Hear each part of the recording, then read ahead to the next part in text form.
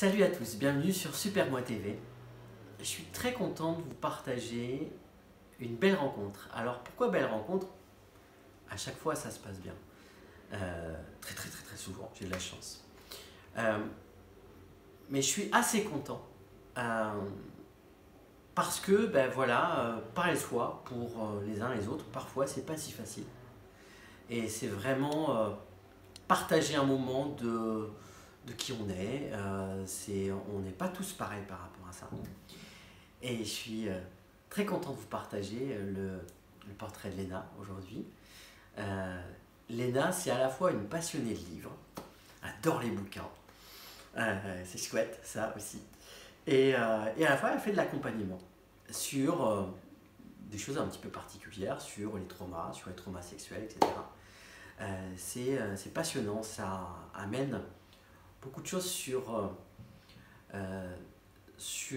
notre rapport aussi à notre propre jugement de nous-mêmes, des autres, etc. etc. Je suis vraiment très content de vous présenter Léna. A tout de suite avec Léna.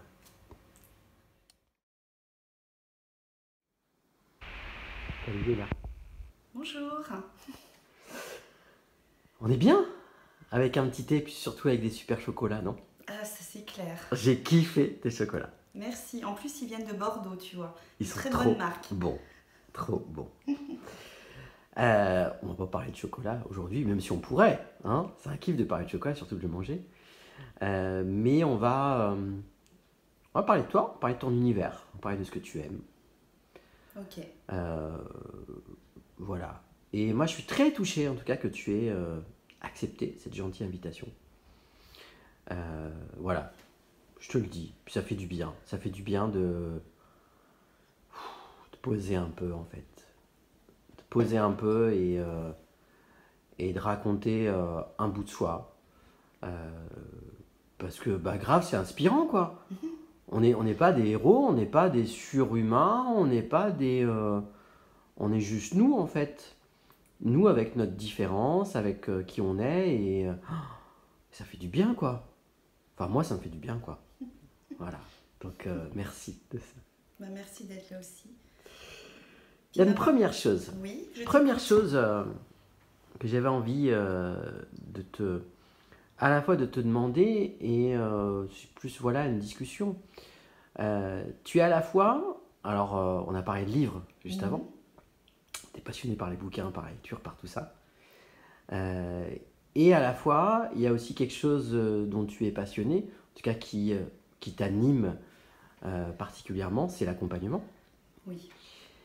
Et du coup, j'avais envie, quand on a préparé l'interview tous les deux, il y a ce truc de ce rapport entre justement les livres et les gens que tu rencontres, où il y a ces histoires passionnantes en fait.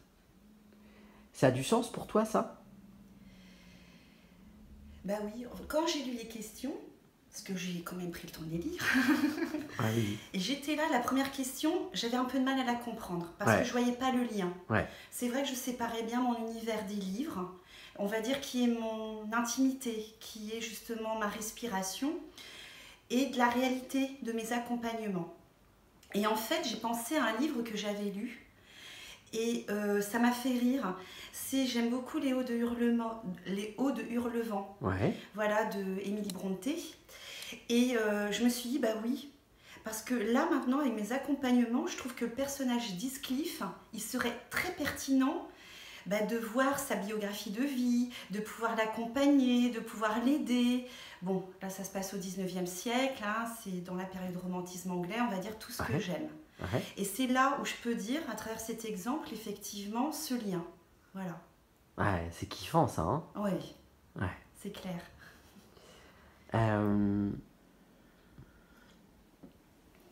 Du coup, tu t'en parles un petit peu et tu dis, ça pourrait être par exemple un personnage, ça pourrait être une personne que je pourrais accompagner, que j'aurais pu accompagner en tout cas. C'est intéressant de se dire que dans les livres, et c'est là où tout le talent finalement des auteurs, etc., mais de rendre extrêmement vrai les personnages des livres. Et du coup, il y a les personnages des livres qui pourraient être des gens que tu pourrais accompagner, Mhm. et inversement aussi.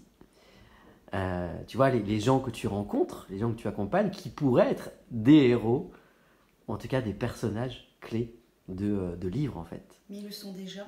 Et ils le sont déjà, quoi. Ouais. Ouais, ils le sont déjà parce que ce qui me touche énormément, c'est ces personnes qui osent admettre qu'ils ont des histoires, comme tout à chacun, chacune, Ouais.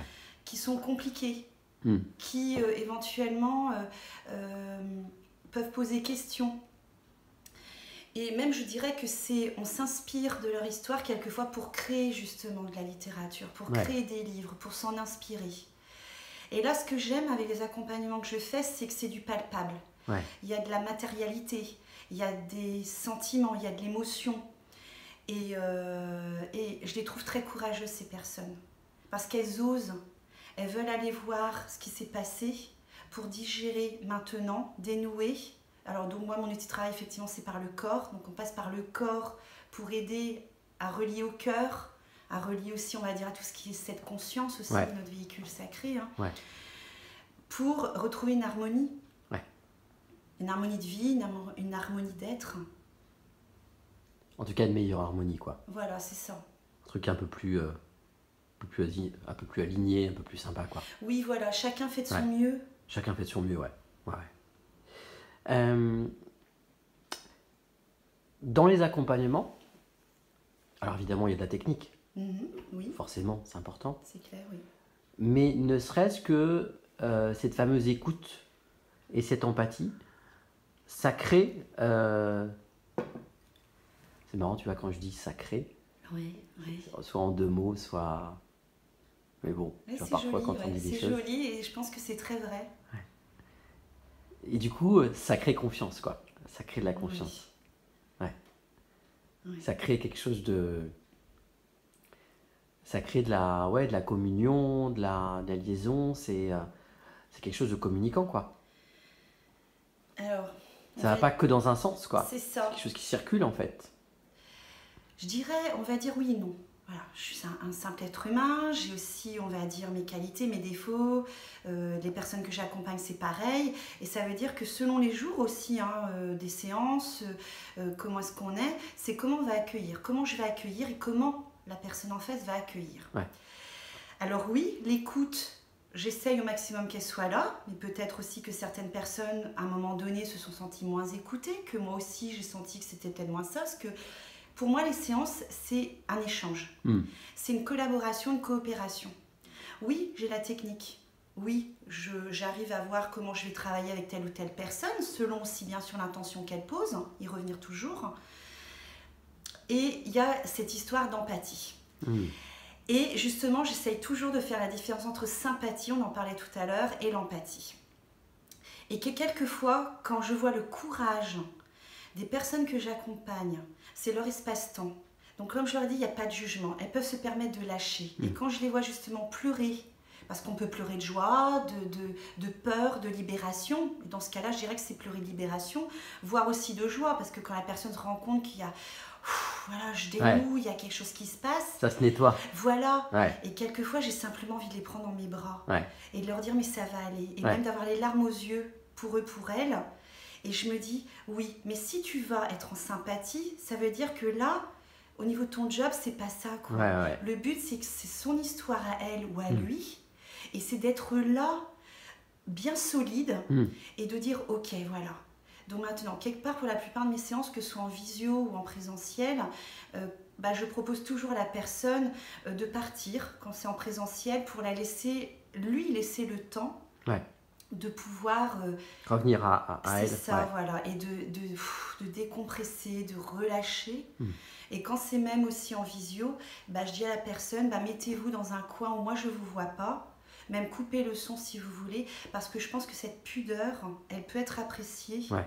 Parce que la personne comme ça se dit, ok, j'ai ce temps-là pour moi. Ouais, puis ça m'appartient, quoi. Voilà. Aussi, ça, quoi. Ouais. Totalement. Parce que toi, du coup, tu traites de sujets qui sont assez spécifiques quand même. Oui. Qui sont un petit peu particuliers. Oui. Est-ce que tu veux me l'expliquer, aborder ça ?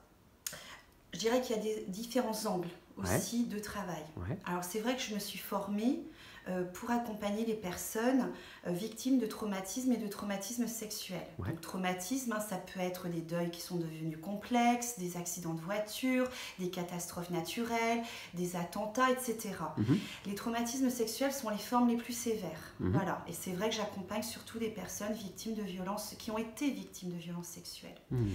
Donc, heureusement que je me suis formée et que je continue à me former justement pour pouvoir accompagner au plus juste et toujours avec le cœur les personnes qui me font confiance. Voilà. Donc, aussi, j'ai par exemple des hommes, voilà, qui eux se rendent compte que depuis enfant, leur part de sensibilité a été niée. Ouais. Et que ce qu'ils veulent, c'est simplement être eux-mêmes. Ouais. Voilà. Alors c'est surtout, je dirais, des hommes quand même de 40-50 ans. Voilà, à croire qu'il y a eu à un moment donné voilà, cette réflexion. Et c'est ça que j'apprécie, parce que quand on peut voir un homme qui est imposant et qui s'autorise à lâcher, je me dis, waouh, bah génial, parce que lui, eh ben, il va s'autoriser à devenir lui-même. Ouais. Donc ça peut être effectivement... quand on... l'éducation d'avant, on va dire, ou peut-être Ouais, j'allais différent dire maintenant, ça. c'était sois un homme. Ouais. Tu vas remplacer papa le temps que je parte. Ouais. Pleure pas, c'est pour les filles, etc. En plus, c'est vrai que c'est un sujet d'actualité, de société, hein. Ça devient une réalité. Et quand je vois qu'à 40 ans ou 50 ou même 60, 70 ans, ce que j'ai aussi, qui osent se dire, voilà, quoi, moi j'ai simplement envie d'être moi. Ouais. Et pour tout le temps qui me reste à vivre, de vivre comme j'en ai envie, d'aimer comme j'en ai envie, d'être aimée parce que je suis moi. On en parlait avant de commencer l'interview, cet aspect justement d'accepter sa part de féminité et de masculinité, qu'on soit un homme, qu'on soit une femme finalement, Oui. et d'être aussi ça en fait, d'être aussi ça et du coup de l'accueillir chez l'autre. Oui. Il y a eu pour toi un déclic ou en tout cas une évolution à te dire ouais j'ai au-delà de j'ai envie de le faire, c'est je vais le faire en fait, je vais accompagner. Il y a eu un temps où tu, comment dire, on appuie sur le bouton quoi, tu sais, on dit bon, allez je commence et peu importe peu importe presque qu'on le fasse avant de démarrer une activité professionnelle ou pendant ou en fait ça pas, pour moi il n'y a pas, je sais pas si ça a tellement de sens, c'est juste on fait le choix, il y a un moment donné de le faire et on le fait et après c'est parti quoi. Tu te souviens un petit peu de ça ou pas? Oui, je pense que j'ai eu différents déclics dans ma vie. Alors sans forcément non plus parler de ma vie privée parce Bien que sûr, voilà, ça t'appartient. ça m'appartient. On peut se douter que si j'accompagne des personnes victimes de violences sexuelles, c'est que moi aussi j'ai quand même dans une partie de ma vie connu ça. Voilà, ça au moins. Ça veut dire que quand des personnes viennent me voir, voilà, je sais aussi en partie ce qu'elles peuvent traverser, ce qu'elles peuvent ressentir, sans bien sûr faire un copier-coller. Parce que chaque histoire est différente, selon son éducation, son expérience de vie, ce que l'on porte de nos parents. Parce qu'on, voilà, par rapport parents, grands-parents, etc. Grands-parents, donc les traumatismes de nos aïeux via l'épigénétique qui a été prouvé que nous portons justement aussi les traumatismes de nos aïeux dans notre ADN. Donc il y a tout un ensemble. En fin de compte, chacun est unique, spécifique. Et oui, j'ai eu un déclic donc, il y a 3 ans. Et à partir de là, je me suis dit que je voulais vraiment comprendre, accompagner aussi, aider. C'est ma façon aussi, je pense, de me réparer aussi. Ouais, c'est clair. Et voilà, c'est clair, comme tu le dis. Et oui, je vais continuer. Donc pendant 1 an, je me suis formée par rapport au psychotraumatisme. Là, donc, j'ai entamé un cursus universitaire. Et à terme, je voudrais vraiment accompagner les enfants. Donc ça sous-entend que je vais continuer à me former pour aussi, ce cadre de légitimité aussi. On allait aborder cet aspect légitimité. Et du coup, c'est toi qui en parles. Et à la fois, on est tous derrière ce truc de est-ce que je suis légitime à parler de ça, faire ça, changer de métier, etc. etc.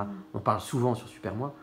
Et on peut avoir ces moments de se dire mais est-ce que je suis bien en place par rapport à ça? Et il y a des vrais moments par contre, où c'est pas la tête qui pense et où on est en train de faire, d'écouter son cœur par rapport à ça. Et où là, on se pose pas de questions, quoi. On se dit, je suis là, et il n'y a même pas de truc de légitimité, quoi. C'est mais bien sûr, quoi. Bien sûr que je suis là pour ça. Bien sûr que je suis là pour ça. Ça te parle, ça aussi, j'imagine. Oui, oui, parce que c'est vrai que j'ai un domaine de compétences qui est très différent de sans quoi je me suis embarquée, on va dire, hein, parce que c'est ça, hein, j'ai l'impression que c'est une embarcation qui quelquefois est très mouvante, des nouvelles bases qui se créent, les anciennes qu'on laisse partir. C'est vrai que jusqu'à présent, mes accompagnements, tout se fait de bouche à oreille, donc j'aime bien ce côté aussi discret, parce que pour moi, le fait de juste voir les personnes, mais on va dire, se libérer, et puis je me dis, waouh, humblement, je suis juste un passage dans leur vie, mais qu'est-ce que je suis très heureuse qu'ils me fassent confiance, et puis que c'est un cadeau qu'ils se font, c'est un cadeau qu'ils me font. Donc je me dis, ça peut être suffisant, et des fois je me dis, mais c'est bien aussi de pouvoir en parler. Et oui, alors ce cadre de légitimité, je pense l'avoir dans mon premier métier, ça, il n'y a pas de problème, voilà, très à l'aise, je connais, effectivement.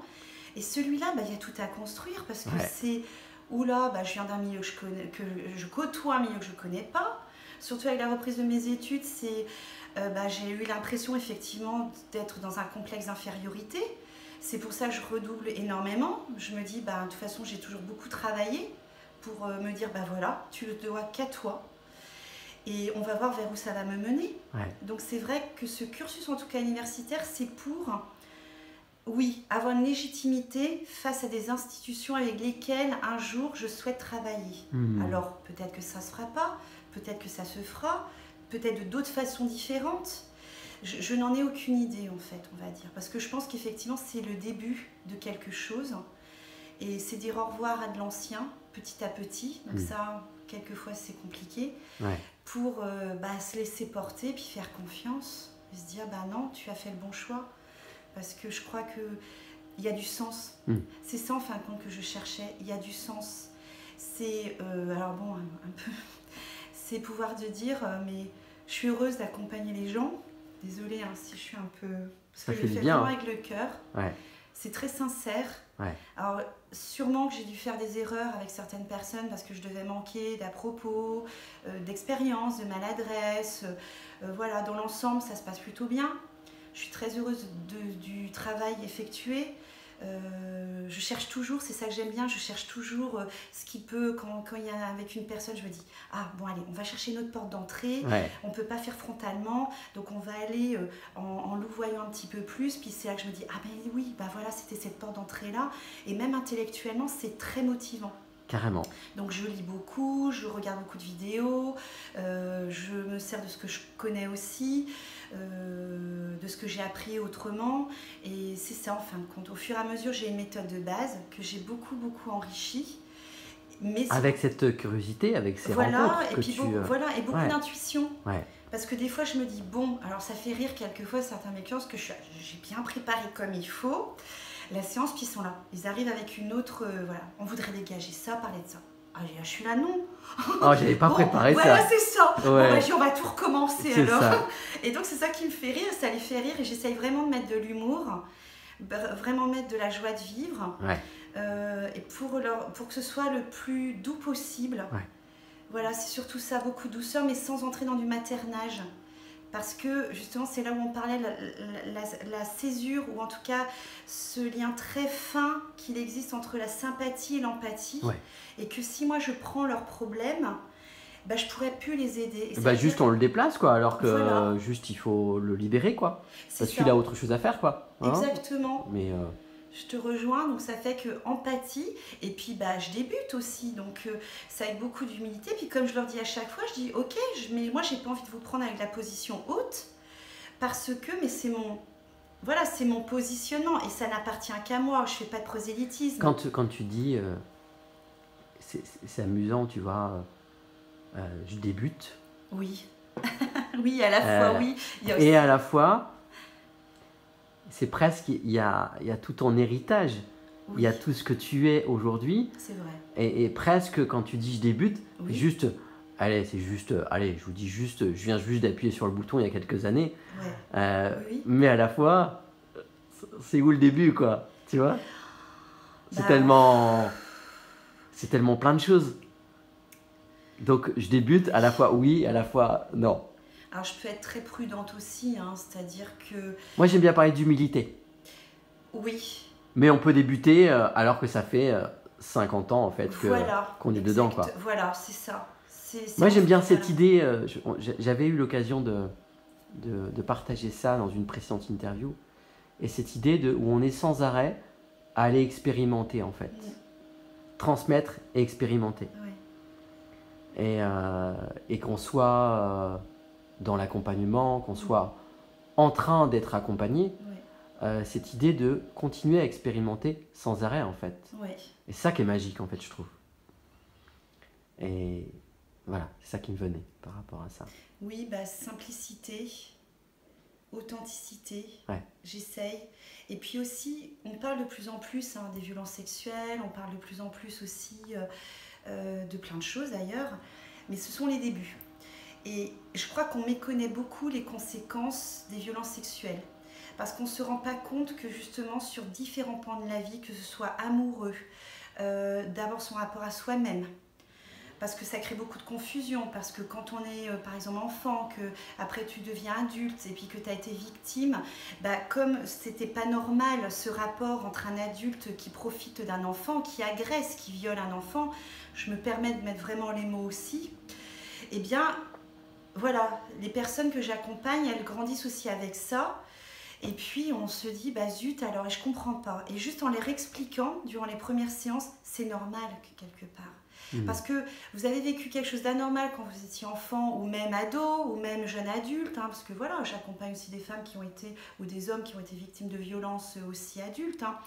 Ben voilà, c'est pour vous expliquer un petit peu votre biographie de vie avec les ruptures et les conséquences que ça a à l'âge que vous avez maintenant. Donc c'est normal par exemple que vous soyez comme ça dans votre travail, c'est normal peut-être qu'avec tel type de personnalité, vous soyez comme ça, tandis qu'avec d'autres, vous êtes beaucoup plus douce parce que vous sentez que vous êtes dans une situation de sécurité, de confort, etc. etc. Et je vois que déjà, ça fait pour moi la première partie du job en disant « Ok, ça y est », pour se dire « Mais en fait, ouais, c'est normal que je puisse réagir comme ça, parce que j'ai quand même vécu ça, et comme j'ai pas traité ce que j'ai traversé, bah, c'est comme les traumatismes sont comme des dentelles, ça se répète tout le temps, et tant qu'on n'a pas cassé le schéma traumatique, bah, ça va se répéter. Presque ce que tu as envie de dire, ou de ce que je ressens et de ce que tu es en train de dire, c'est enlever en tout cas, ou adoucir la peur, adoucir le jugement de soi, ou adoucir le jugement que les autres peuvent avoir de moi. Et du mettre du coup, on parlait de sécurité tout à l'heure, de remettre de la sécurité, de mettre de la protection par rapport à ça. Oui, alors oui, je te rejoins sur une partie, effectivement, c'est beaucoup d'adoucir. C'est surtout aussi, je pense, faire un travail de prévention en amont pour de l'éducation, quoi. C'est-à-dire, c'est de pouvoir expliquer aux gens, voilà, quoi, que les personnes déjà, elles-mêmes, qui ne savent pas les conséquences des traumatismes qu'elles ont vécus déjà enfant, que c'est resté figé là, dans leur système limbique, voilà, qu'ensuite, elles ont compris. Ben, c'est l'entourage. On commence par une personne, on sème des graines et actuellement ça commence. Ça commence parce que c'est très dévastateur, on va dire de manière générale. Mais il n'y a pas de déterminisme. C'est ça que je trouve chouette. C'est qu'on peut vraiment s'en sortir, c'est qu'on peut vraiment recréer des choses. Ok, on ne peut pas oublier son passé, mais on peut en tout cas se dire, ok, ça fait partie de ce que j'ai vécu, donc maintenant, bah, je vais avancer avec ça, mais ce sera une béquille différente. Et la remplacer peut-être... Enfin, pas la remplacer, mais rajouter une force à ça, en fait. Voilà, c'est ça. En fin de compte, c'est ça. C'est que c'est accepter de trouver cet équilibre entre sa vulnérabilité et la force. Or, quand on a été très vulnérable, on va dire face à certaines situations, certaines personnes, ah non, non, maintenant, position agressive, de défense, d'attaque, etc. Oui, mais justement, c'est là aussi où on nie inconsciemment une part de soi. Donc, en acceptant cette vulnérabilité, en accompagnant avec la force, c'est là où je pense que c'est vraiment le duo gagnant de soi. Merci de ça. Infiniment merci de ça. C'est quoi, toi, ta prochaine évolution? Toujours faire de mon mieux. Ok. Tu parlais des enfants, notamment. Oui. Ouais, c'est quelque chose qui te parle? Oui. Ouais. Parce que, voilà, avec 1 an et demi, un peu de recul quand même, avec les personnes que j'accompagne et qui me font confiance, puis ma propre histoire aussi, je me rends compte que c'est en allant voir à la source. Voilà. Et justement, en prenant tout de suite à la source, eh bien, qu'on peut aider, accompagner ses enfants, les écouter avec beaucoup d'amour. On gagne du temps aussi? Comment? On gagne du temps? Alors, plus c'est pris dans le sens où... alors, c'est pas gagner du temps pour aller vite, mais d'aller plus en profondeur. Ouais, sur l'état de notre société actuelle, ouais. Je pense qu'en aidant tout de suite les enfants à la source, en prenant compte de leur histoire, en les écoutant, alors qu'on sait qu'encore la parole en France pour les enfants, enfin en tout cas c'est ce que j'ai appris dans mes études, peut être, on va dire, un petit peu mise encore en suspens, etc. Eh bien, ouais, carrément les écouter. Alors il y a des méthodes qui existent, auxquelles j'aspire bien sûr à me former. Oui, parce que ça veut dire qu'il pourra reprendre confiance plus rapidement en lui. Se dire qu'il a été écouté, entendu, qu'il a été cru. Qu'il a été cru. Et qu'ensuite, automatiquement, ça pourrait faire un adulte plus accompli. Avec effectivement, d'accord, une histoire, un passé qui peut être très compliqué, mais s'il s'est intégré, voilà, tout de suite, on va dire, oui, j'ai envie de croire qu'il pourra être un adulte qui pourra vivre comme il a envie, plus heureux, plus épanoui, et donc une société... Et aussi plus dans l'écoute, par rapport à des différences d'autres, quoi. C'est ça, exactement. Donc la construction d'une société qui soit plus humaniste et humanisée, oui. C'est plutôt pas mal. Oui. C'est plutôt... Non, pas mal. C'est plutôt chouette. Enfin, c'est peut-être utopiste, parce que voilà, on dit des fois que j'ai un côté idéaliste de ça, et pourtant j'y crois. En fait, c'est du concret aussi. Oui. C'est du concret et on le voit au quotidien, en fait. Oui, c'est vrai. C'est pas des pensées, c'est de la mise en action, en fait. Oui. Quand on parle de mise en action, moi j'aime bien cette idée de c'est quoi les projets à venir, c'est quoi les rêves, c'est quoi les trucs qui te feraient bouger toi, c'est quoi les... on parle et à la fois du coup de... on parle de yin, de yang, tout ça. Et c'est bien aussi, là on parle de matériel. Et du coup, les projets, c'est aussi des mises en action, et donc du coup du matériel, du concret, de la terre, du vivant. C'est quoi les tiens? T'as des choses qui vont arriver? J'en ai tout le temps. Alors j'ai des grands projets de vie, voilà, ça c'est clair, je pense comme beaucoup de monde. Et j'ai tout le temps des projets. Pour moi, les projets, c'est la vie. C'est respirer la vie. Là, on va dire actuellement, c'est déjà continuer à faire de mon mieux dans les accompagnements, dans ma vie de tous les jours, de vouloir m'améliorer, de comprendre, d'accepter aussi, moi, quand on me dit, là, écoute, c'est pas toujours évident d'entendre aussi quand les autres ont des critiques positives ou négatives, parce que dans les deux sens, c'est jamais non plus évident. Donc j'ai envie, en fin de compte, d'accepter tout ça. Concrètement parlant, je vais continuer à me former. À lire encore? À lire encore, toujours, mais ça, on va dire, c'est... Si je n'ai pas de livre avec moi, c'est comme si je me sentais mise à nu. Ça fait partie de toi, ça, les livres. livres. Il me faut toujours quelque chose. C'est-à-dire, je suis dans un endroit, alors j'aime bien aussi être contemplative, rêver, un peu plus maintenant. Mais quand je sais que j'ai un bon livre, alors selon mes ingrédients bien sûr, qui m'attend, mais alors là je peux passer toute une journée enfermée à lire, et puis c'est mon espace-temps, c'est mon rythme, c'est mon souffle et ma récupération, je dirais. C'est ton cocoon? Oui. Oui. Important ça. C'est clair. Est-ce que tu as eu l'impression dans ce moment, dans cet entretien, interview, rencontre, peu importe comment on l'appelle finalement, oui, c'est vrai, d'avoir... évoquer ce que tu voulais évoquer? Oui, d'être bien, oui. tranquille avec ça. C'est vrai, ce que je pensais pas, hein. J'étais stressée depuis quelques jours, pas à l'aise, me dire oh là là, qu'est-ce que vont penser les gens, etc. Parce que ça aussi, des fois, c'est pas toujours clair pour moi. Puis en fait, maintenant, je me dis, je suis comme je suis, Ouais. simplement. Est-ce que tu veux rajouter un... Parce que moi, je te remercie vraiment, je suis très touchée. Parce qu'on l'a préparé, cet entretien. Oui, On n'a rien forcé, c'est vrai. finalement. Ouais. Et moi, j'ai passé un très doux moment avec toi. Merci, c'est euh, réciproque. dans la vulnérabilité et à la fois aussi dans l'action. Donc c'est très chouette, je te remercie infiniment pour ça. Merci à toi aussi de me donner cette opportunité-là et puis d'avoir compris qu'effectivement j'avais besoin de douceur et de compréhension et de temps pour pouvoir, on va dire, me livrer. Ouais. T'as un petit mot de la fin? Un truc que t'as envie de dire? Ou pas? Ou pas? Merci, merci, voilà, merci. Merci à toi, Léna.